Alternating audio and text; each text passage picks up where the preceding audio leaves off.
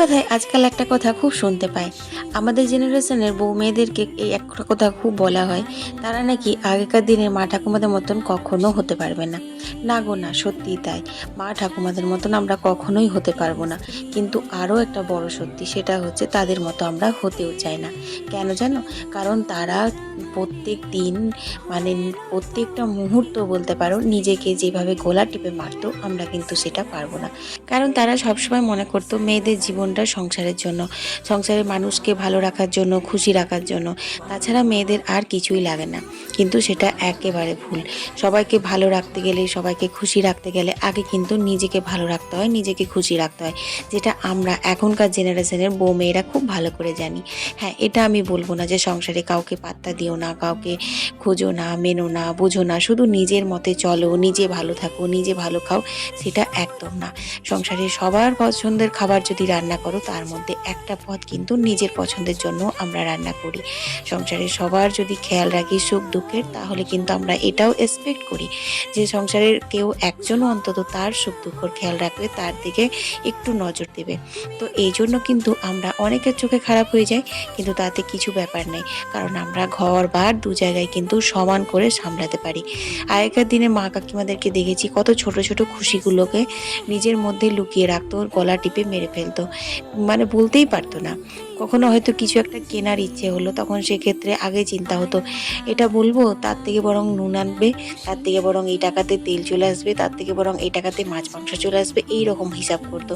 আবার যদি কখনো মুখ ফুসকে বলেও দিত যে আমার এটা চাই, বাড়ির লোক তখন অমনি বলতো যে না না না, এটা এখন হবে না, এই সংসারের খরচ, এই জিনিসপত্রের দাম বাড়ছে, এটা এখন কি করে হবে, এটা পরে হবে। ব্যাস, পরে তো পরেই। আর কিন্তু তারা কখনোই বলতো না এটা আমাকে পরে দেবো বলেছিলে, এখন দাও। তো এই রকমই আর কি। তো যাই হোক, তোমরা কালকের ভিডিওতে কিন্তু দেখে নিয়েছো যে আমার ভাই আর ভাইজি এসেছিল।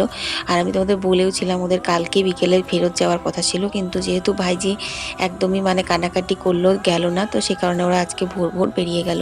তো ভাইজি চলে যাওয়ার পর মনটা ভীষণ খারাপ লাগছিল। তো আমার বাগানের ছোট্ট ছোট্ট ফুল গাছগুলো দেখে একটু মনটা ভালো করলাম আর কি।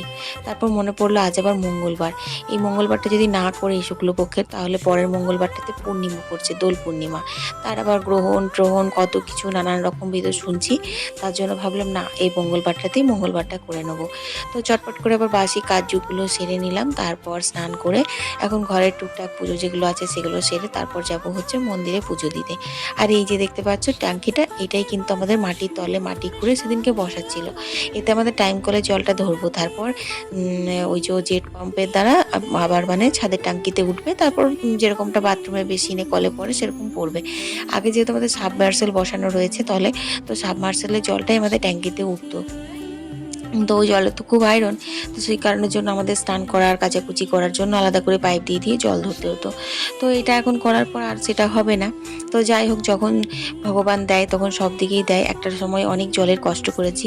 2009 সালে আমার বিয়ে হয়েছিল, তো 9 থেকে 11 পর্যন্ত আমি ভীষণ কষ্ট করেছি জলের। মানে আমার বাবার বাড়ির সাইডে জলের কষ্ট নেই, আমরা ছোটোবেলাতেই কখনো জলের কষ্ট দেখিনি।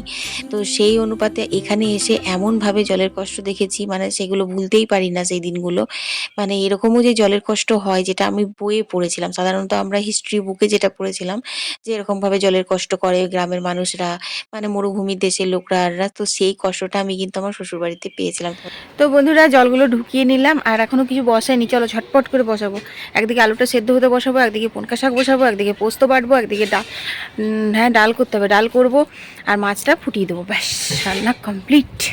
না না, আচ্ছা করলা আলু ভাজাও হবে, ওটাও করতে হবে। চলো ঝটপটাপট ঝটপটাপট ঝটপটাপট করি গা। জ্বালাচ্ছে বুগলা, জ্বালাচ্ছে উঠো, বুগলা বুগলা জ্বালাচ্ছে, বুগলা জ্বালাচ্ছে। বুগলা তুই খুব কায়দা করছিস মনে হচ্ছে না? খুব বেশি কায়দা হয়ে গেল না তোর?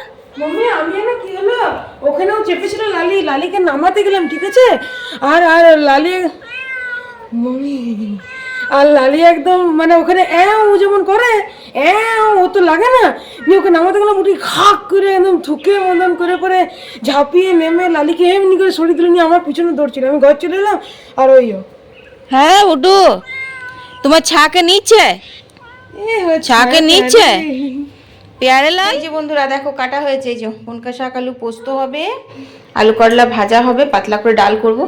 আর হচ্ছে যে মিষ্টি কুমড়োর তরকারি। তো চলো চটপট করে রান্না করে দেখো ভাতটা মা নামিয়ে দিয়েছে। চলো এবার আমি রান্নাগুলো বসাই।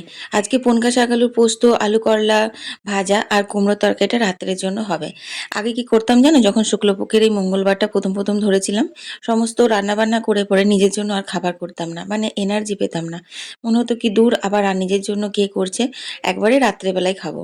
আবার রাত্রেবেলা যখন করতে আসতাম অধিকাংশ দিন তখন এটা হতো যে কাজের ফাঁকে আমি তাওয়া খুন্তি ধুতে ভুলে গেছি বা চাকি বেলনা মাজতে ভুলে গেছি। তখন আবার রাতের বেলা ওগুলো কে মাজা ধোয়া করে নিজের জন্য খাবার করবে। যাক আজকে আর খাবোই না, ফল মিষ্টি দুধ খেয়ে রয়ে যাব। এইভাবে আমি কিন্তু মঙ্গলবারটা কাটিয়ে দিতাম। তারপর আস্তে আস্তে দেখতে দেখতে কিন্তু আমার এই জন্য খুব শরীর খারাপ হতে লাগলো, মানে পেটের সমস্যা, গ্যাস অম্বল এই ধরনের। কিন্তু আমাকে অনেকেই বলল যে, "তুমি যখন ৮-৯ পদ রান্না করো প্রত্যেকদিন, তখন ১ আধ দিন মাসে নিজের জন্য একটা পদ না হয় এক্সট্রাই করলে।" তো সেই কারণের জন্য জানো তো আজকে ভেবে রেখেছি আমি কিন্তু নিজের জন্য একটুখানি ডালিয়া বসাবো। আজকে না মানে ২-১ বার এর আগেও করেছি, তোমরা হয়তো দেখেছো এই পূর্ণিমা-টূর্ণিমাগুলোতে। তো আগে শুধু মঙ্গলবার না, পূর্ণিমা-টূর্ণিমা যে কিছু মানে যেটাতে আমি ভাত খেতাম না দুপুরবেলা, সেটাতে আমি আবার নিজের জন্য খাবারই করতাম না। কিন্তু এখন করছি। কারণ শরীর যতদিন ততদিনই কিন্তু সবাই আপন। বুঝলে? মানে কথাটা হচ্ছে কি বলতো? তোমার ৩ টে বল থাকতে হবে। ১ হচ্ছে হয় অর্থবল থাকতে হবে, ২ হচ্ছে কর্মবল থাকতে হবে, না হলে ধর্মবল থাকতে হবে। এই ৩ টের মধ্যে যদি তোমার মধ্যে একটা কিছু বল থাকে তাহলে তোমাকে মানুষ চিনবে, জানবে, বুঝবে। আর এই ৩ টের মধ্যে যদি একটাও তোমার বল না থাকে তাহলে কিন্তু তোমাকে কেউ জানবে না, কেউ চিনবে না, কেউ বুঝবে না। এই যেমন ধরো আমাদের বউদের।